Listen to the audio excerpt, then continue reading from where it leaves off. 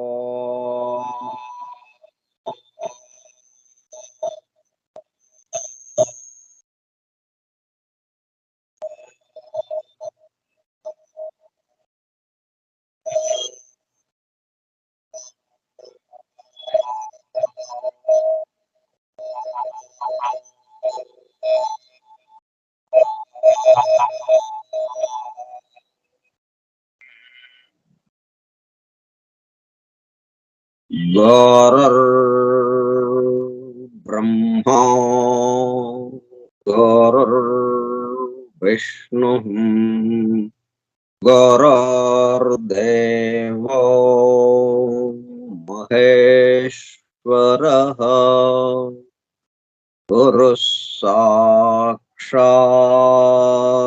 పరం బ్రహ్మ తస్మై శ్రీ గురవే నమః.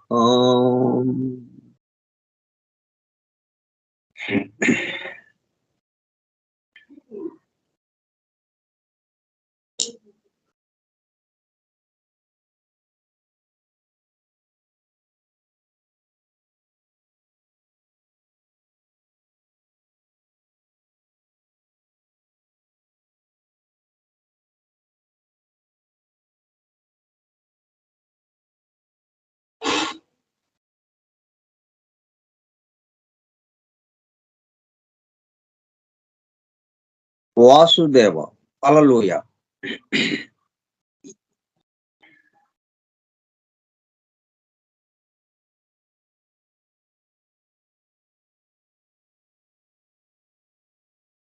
The hidden wisdom in the Holy Bible.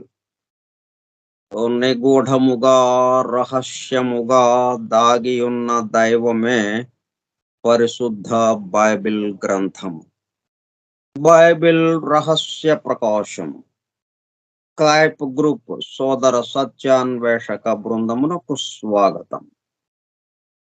అందరకు నమస్కారం. మనం ఓంకారాన్ని చేసేటప్పుడు ఏంటంటే ఉపగ్రహాన్ని ప్రయోగిస్తున్నాం. దేనికి?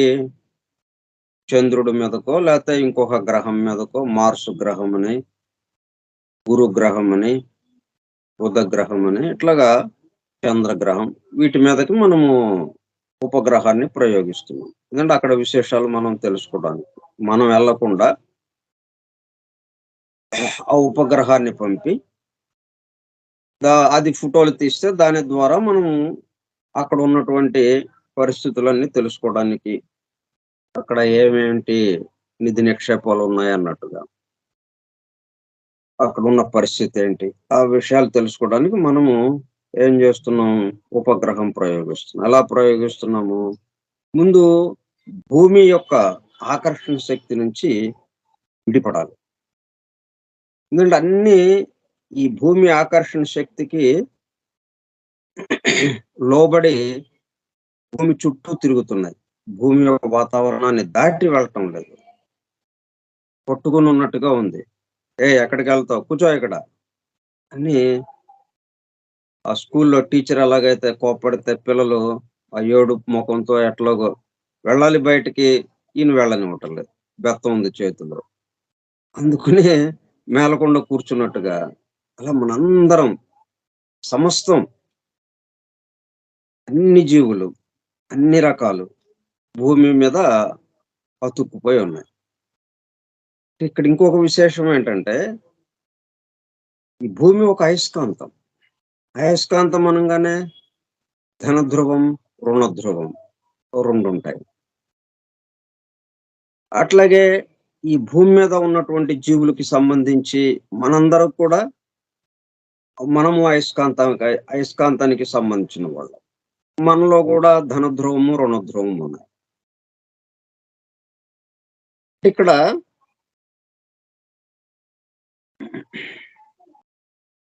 ఇది ధన ధ్రువం అనుకుంటే భూమి, మనం రుణ ధ్రువంగా ఉన్నాం. ఆ భూమి మీద ఉన్నటువంటి వాళ్ళందరూ కూడా రుణ ధ్రువంతో ఉన్నారు. ఇప్పుడేమైంది, ఇది ఈ 2 ఆకర్షించుకున్నాయి. విజాతీయ ధ్రువాలు ఆకర్షించుకుంటాయి. సజాతీయ ధ్రువాలు వికర్షించుకుంటాయి. ఇది సూత్రం, సైన్స్‌లో ఉన్న సూత్రం. ప్రకృతిలో ఉన్న సూత్రం కూడా అదే. ప్రకృతిలో ఉన్న సూత్రాన్నే సైన్స్ పరంగా మనకి చెప్పారు. విజాతీయ ధ్రువాలు అంటే వ్యతిరేక ధ్రువాలు, దక్షిణ ధ్రువము, ఉత్తర ధ్రువము కలుస్తాయి.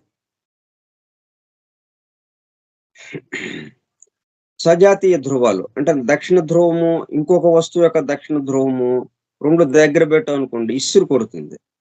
తోసేస్తుందన్నమాట. దగ్గరికి రానివ్వదు. అది ఇక్కడున్న సూత్రం. ఇప్పుడు మనం భూమికి ఎందుకు అతుక్కుపోయి ఉన్నాం? అన్ని వస్తువులు ఎందుకు అతుక్కుపోయి ఉన్నాయి? ఈ వాతావరణాన్ని దాటి ఎందుకు వెళ్ళలేకపోతున్నాయి? అంటే భూమి ఒక ధ్రువంలో ఉంది. ఈ భూమి మీద ఉన్నటువంటి సమస్తం ఒక ధ్రువంలో ఉంది. ఇంకొక వేరే వ్యతిరేక ధ్రువంలో ఉంది. దాంతో ఆకర్షణ. ఆ ఆకర్షణ వల్ల విజాతీయ ధ్రువాలు ఆకర్షించుకుంటాయి. అతుక్కుపోయి ఉన్నాయి. ఇప్పుడు ఫెవికాల్ అడ్వర్టైజ్‌మెంట్‌లో లాగా అది ఆ ఫెవికాల్‌తో అతికిస్తే అది ఎట్లా ఉంటుందంట? అటొక ఏనుగు, ఇటొక ఏనుగు పట్టి లాగినా గాని, ఏనుగంటే జంతువులన్నిటిలోకి అత్యంత బలమైంది. ఆ 2 ఏనుగులు అటు అదేపు లాగుతుంటే, ఇది ఇటేపు లాగుతుంటే, ఆ ఫెవికాల్‌తో అతుక్కుపోయింది రావట్లేదంట. అంటే అంత గట్టిగా బంధము అని ఆ ఫెవికాల్ అడ్వర్టైజ్‌మెంట్ ఏస్తాడు. అట్లాగా ఈ విజాతీయ ధ్రువాలు, దక్షిణ ధ్రువము, వ్యతిరేక ధ్రువాలు కలిసేటప్పటికల్లా ఇంక అతుక్కుపోయింది. ఇంకది దాటి వెళ్ళలేదింక. అది పరిస్థితి ఇక్కడ. మరెట్లాగా బయటికెళ్ళటం? అందుకని దీన్ని దాటి వెళ్ళేటట్టుగా స్పీడ్‌ని పెంచటం ఒక పద్ధతి. అలా కాకుండా ధృవాల్ని మార్చటం. అంటే ఆ సైన్స్ దగ్గరికి ఇంకా రాలేదు మనం. ఆ విషయం దగ్గరికి ఇంకా పరిశోధనలు పూర్తిగా రాలేదు. సీక్రెట్ డాక్టర్‌లో వివరింపబడి ఉంది. అక్కడితో ఆగి ఉంది. ఇంకా దాని మీదకి ఎవరి దృష్టి పడలేదు. అది గనక పడింది అంటే, ఇంక మనకి ఇక ఏమీ అక్కర్లేదు. ఈ మనం ఒక చోట నుంచి ఇంకొక చోటకి వెళ్ళడానికి ప్రయాణ సాధనాలతో ఇంక పని లేదు. ఈ సూత్రం ఏంటి? సజాతీయ ధ్రువాలు. అంటే మన ధ్రువము భూమి ధ్రువం ఎలాగా ఉందో, అదే ధ్రువంగా మనం ధ్రువం మార్చుకోవటం. దాంతో సజాతీయం అయిపోతుంది. అంటే అది రుణ ధ్రువంగా ఉందనుకోండి, మనం ధన ధ్రువంగా ఉంటే, మనది రుణ ధ్రువంగా మార్చటం. ఆ ధ్రువము మార్చేటప్పటికల్లా మనది రుణమైంది, భూమిది రుణమైంది. మైనస్, మైనస్ ప్లస్ అయినట్టు ఇసిరి కొట్టేసిందనమాట. ఇంక భూమి తను ఉంచుకోదిక ఎట్టి పరిస్థితుల్లో. భూమి అంటే భౌతికత. ఈ భౌతికతను దాటాలి అంటే ధ్రువం మార్చుకోవటం. సజాతీయ ధ్రువం. దానిలాగా అయిపోవటం. భౌతికత ఎలాగా ఉందో, ఇప్పుడు మనం భౌతికతకేసి ఎట్లాగున్నాము, వ్యతిరేకమైన విషయంతో దాంతో కలిసిపోయి ఉండడం. దాని మీద ప్రేమ ఉంది మనకి. కానీ వ్యతిరేకమైనటువంటి దాంతో ఉండేటప్పటికల్లా దాంతో కలిసిపోయి ఉన్నాం ఇప్పుడు మనం. అదే దానిలాగానే మనం గూడా ఉన్నామనుకోండి, వెంటనే ఇసురు కొట్టేస్తుంది. ఇక భౌతికత కేసి మనం వెళ్ళం. అప్పుడు దీని యొక్క ఆకర్షణ నుంచి తప్పుకొని విశాల విశ్వంలోకి అనంత ఆకాశంలోకి వెళ్ళిపోతాం. అంతరిక్షంలోకి వెళ్ళిపోతాం. ఇక మన ఇష్టం అనమాట. అట్లాగా మనం ఉపగ్రహాన్ని ప్రయోగిస్తే ముందు ఈ వాతావరణాన్ని దాటి వెళ్ళేటట్టుగా ప్రస్తుతానికి ఆ స్పీడ్‌ని పెంచాం. ఆహ్, ఆ స్పీడ్‌ని పెంచడం కోసం రాకెట్ పేలుస్తున్నాం. ఆ రాకెట్ పేలిన దాని యొక్క దీనివల్ల ఆ శక్తి ఎంతో శక్తి ఉద్భవించి తోసేస్తుందనమాట ఉపగ్రహాన్ని. అది ఒక అంచది. ఒక స్టేజి అది. ఆ తర్వాత ఇంకట్లా దూసుకెళ్ళిపోతూ ఉంటుంది. ఇక ఎటు ఎళ్ళదు. పక్కకి వెళ్ళదు, ఇటు పక్కకి వెళ్ళదు, అటు పక్కకి వెళ్ళదు. తిన్నగా వెళ్ళిపోతుంటుంది. మరి మన యొక్క ప్రయత్నం ఏంటి? దేనికి ఆ ఉపగ్రహాన్ని ప్రయోగించాము? ఒక గ్రహం మీద దిగటం కోసం కదా! మరి అలా తిన్నగా ఎళ్ళిపోతే ఆ గ్రహాన్ని దాటి ఎళ్ళిపోతాం. నక్షత్ర మండలాలు దాటి ఎళ్ళిపోతాం. అనంత విశ్వంలోకెళ్ళిపోతాం. మరెట్లాగ ఇప్పుడు మనం అందుకని మళ్ళీ ఇంకొక రాకెట్ పేల్చడం. ఆ గ్రహం దగ్గరలోకొచ్చిన తర్వాత మనం ఏ గ్రహం మీద దిగుదామని అనుకున్నామో, ఆ గ్రహం దగ్గరకొచ్చేటప్పటికల్లా ఇంకొక రాకెట్ పేల్చటం. దాంతో ఏమైంది దిశ మారుతుందప్పుడు. దిశ మారి దీని చుట్టూ తిరగటం మొదలుపెడుతుంది. మనం ఏ గ్రహం మీద దిగుదాం అనుకుంటున్నామో, ఆ గ్రహం చుట్టూ తిరగటం మొదలుపెడుతుంది. మరట్లా గాదు గదా! మనం గ్రహం మీద దిగాలి. మరి ఎట్లాగా ఇది? ఇదేమో దాని చుట్టూ తిరుగుతూ ఉండిపోయింది. అప్పుడేం చేసాం మనం? మళ్ళీ ఇంకొక రాకెట్ పేల్చటం. ఆ రాకెట్ పేల్చేటప్పుడు నెమ్మదిగా ఈ చుట్టూ పరిభ్రమణ కక్ష నుంచి విడిపడి నెమ్మదిగా ఆ భూమి మీద ల్యాండ్ అవ్వటం. ఆ గ్రహం యొక్క భూమి మీద ల్యాండ్ అవ్వటం. ఇది జరుగుతుంది. అంటే 3 స్థాయిల్లో జరిగిందిప్పుడిది. మనకెట్లాగైతే 3 మరణాలు అన్నట్టుగా. భౌతిక మరణం, కామలోకంలో కామదేహ మరణం, మానసిక లోకంలో మానసిక మరణం, అప్పుడు కారణ శరీరంలోకి వెళ్తున్నట్టుగా కారణ లోకంలోకి. అట్లా 3 స్థాయిల్లో మనం మనకు కావాల్సిన చోట దిగాం. అందుకని దానికి సంకేతంగా మన యొక్క లక్ష్యం ఏంటి? ఆ దైవానుభూతిలోకి వెళ్ళటం.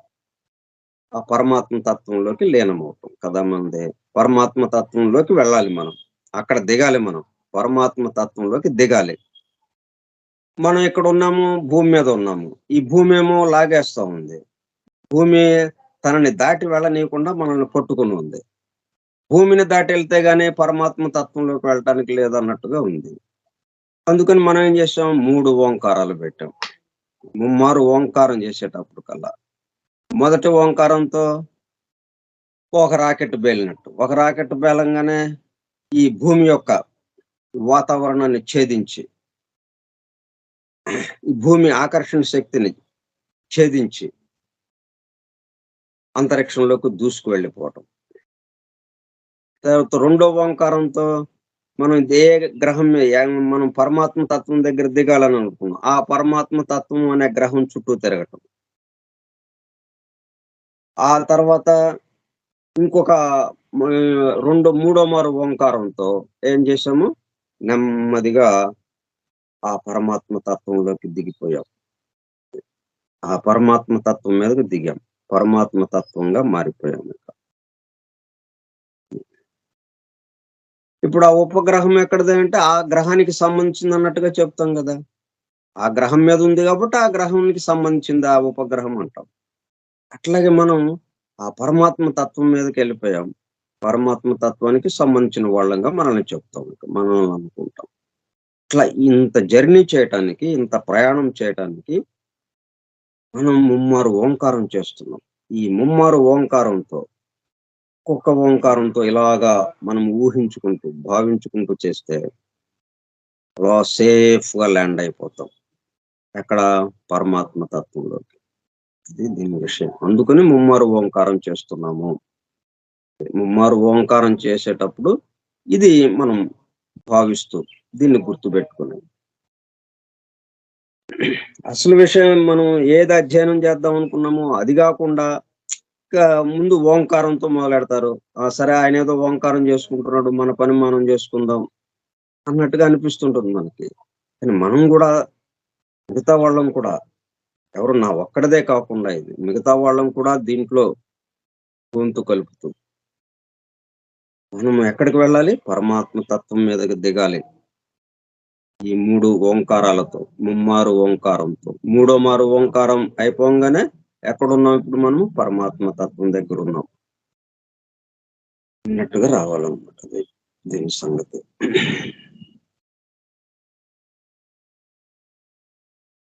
సరే, దీని గురించి కొద్దిగా ఆలోచించండి మీరు. మీరు గూడా ఇలాగ భావిస్తూ అలాగా వీలవుతుందా? ఏంటసలిది? ఇక్కడ 3 విషయాలు మనము చర్చించుకున్నాం. ఒకటి ఈ భూమి ఆకర్షణ శక్తికి సంబంధించి. మనం ఎందుకు భూమి మనలందరిని పట్టి ఉంచుతుంది అన్న విషయం మనం చర్చించుకున్నాం. ఎందుకంటే ధనధ్రువము, రుణధ్రువము అయస్కాంతంగా ఉంటుంది కాబట్టి. ఎందుకు అయస్కాంతం అని ఎందుకంటున్నాము? ఇది పరిభ్రమిస్తున్నాయి కాబట్టి. ప్రతిదీ స్టాటిక్‌గా లేదు. నిశ్చలంగా లేదు ఏది గూడా. ఈ విశ్వంలో ఉన్నటువంటిది ఏదైనా గాని పరిభ్రమిస్తూ ఉన్నది. తిరుగుతూ ఉన్నది. ఆ తిరగటం గూడా ఏదో నెమ్మదిగా, నీరసంగా ఏం తిరుగుతాంలే, అయినా తిరగాలిగా, సర్లే అని నెమ్మదిగా తిరగటం కాదు. వేల కిలోమీటర్ల వేగంతో, నిమిషానికి వేల కిలోమీటర్లు. అంత వేగంతో తిరుగుతూ ఉన్నాయి ఇవన్నీ. దాంతో ఏమవుతుంది? అయస్కాంత క్షేత్రం ఏర్పడుతుంది. అయస్కాంత క్షేత్రం ఏర్పడిందంటే 2 ధ్రువాలు ఏర్పడతాయి. కాబట్టి భూమి 2 ధ్రువాలున్నాయి. భూమి మీద ఉన్న జీవులు గూడా మనము తిరుగుతున్నాం మరి దాంతో పాటు. సో, మనకు గూడా అయస్కాంత క్షేత్రం ఉంది. మనకి 2 ధ్రువాలున్నాయి. అయితే ఇప్పుడు ఇక్కడ జరిగిన తమాషా ఏంటంటే, విజాతీయ ధ్రువం. వ్యతిరేక ధ్రువాలు కలిసి ఉండడం వల్ల ఈ భూమికి అతుక్కుపోయి ఉన్నాం. ఒక వస్తువుకు మనం అతుక్కుపోయి ఉన్నామంటే విజాతీయ ధ్రువం వల్ల.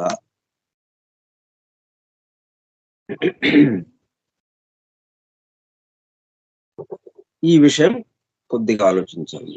ఎప్పుడైతే అది సజాతీయం అవుతుందో, అంటే మనం ధ్రువం మార్చుకుంటామో, వెంటనే గాల్లో తేలిపోతాం. ఇక మనల్ని ఆపేది, మనల్ని కిందకి లాగేది లేదిక మనల్ని. మన ఇష్టం. మనం ఎక్కడికైనా వెళ్ళిపోవచ్చు. అయితే కాపోతే ఏంటంటే దీనికి ఇంకా కావాల్సింది ధ్రువం మార్చుకోవటం ఒకటి. రెండోది కంట్రోల్ చేసుకుంటూ మనం ఎక్కడ దిగాలో, ఎక్కడ ఆగాలో అక్కడ మళ్ళీ ధ్రువాన్ని మార్పు చేసుకోవాలి. మనము ఆగవలసిన చోట ఇప్పుడున్న ధ్రువం గాకుండా ఇంకొక ధ్రువం అంటే భూమికి వ్యతిరేకమైన ధ్రువం ఏర్పాటు చేసుకుంటే గాని భూమి కిందకి దిగలేం మనం. భూమి ఆకర్షించుకోలేదు. ఇట్లా ఉంటాయి ఇవి. కాబట్టి ముమ్మారు ఓంకారాన్ని మనము దీంతో సమన్వయం చేసుకుంటూ పరమాత్మ తత్వం దగ్గరికి వెళ్ళాము అన్న భావనకి తీసుకొచ్చాం. ఈ బైబిల్‌కి సంబంధించి మనము మళ్ళా గురువారం నుంచి చెప్పుకోవటం ప్రారంభిద్దాం. ఇవాల్టికి ప్రస్తుతానికి ఆపుదాం ఇది వివరణ. దీనికి సంబంధించి కొంత ఆలోచించండి.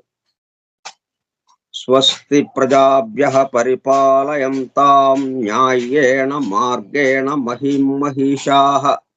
ఓ బ్రాహ్మణేభ్యః శుభమస్తు నిత్యం. లోకాః సమస్తాః సుఖినో భవంతు. లోకాః సమస్తాః సుఖినో భవంతు. లోకాః సమస్తాః సుఖినో భవంతు.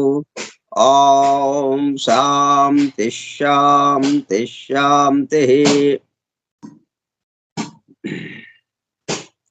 ఓపికగా ఉన్నటువంటి సోదర సత్యాన్వేషక బృందమునకు ధన్యవాదములు. Thank you all. Vasudeva. Hallelujah.